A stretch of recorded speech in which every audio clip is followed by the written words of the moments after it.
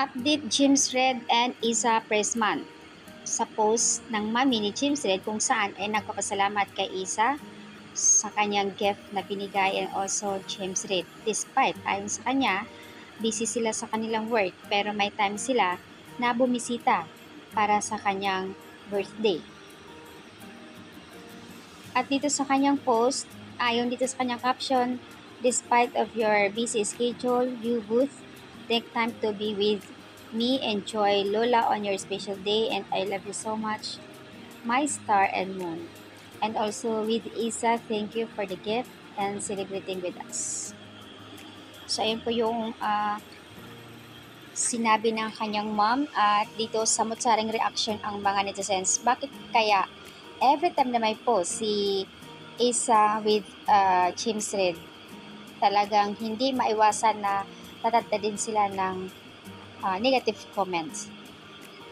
Kung dati raw ay nung sila pa ni Jadine, James Red ay palaging gwapo, malinis sa katawan, syempre, at laging may ganap.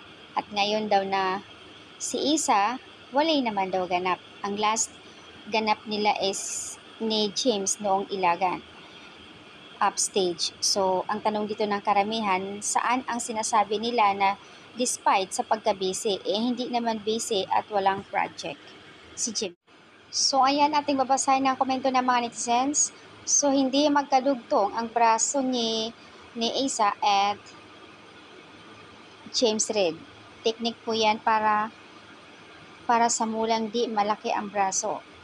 Pero I wonder kung bakit nagiging laos si James Red and hindi siya masyadong maporma.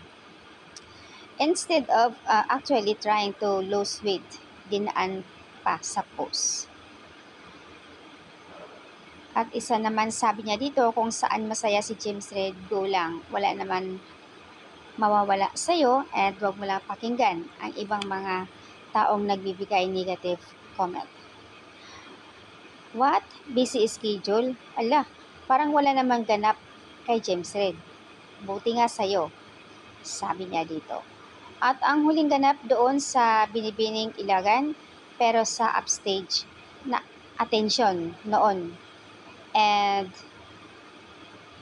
dito sabi pa dito, baka po busy sa case ng CEO nila dahil may kaso yun sa careless team nila. So, ayan po yung update dito. Kaloka ang mga netizens. Anong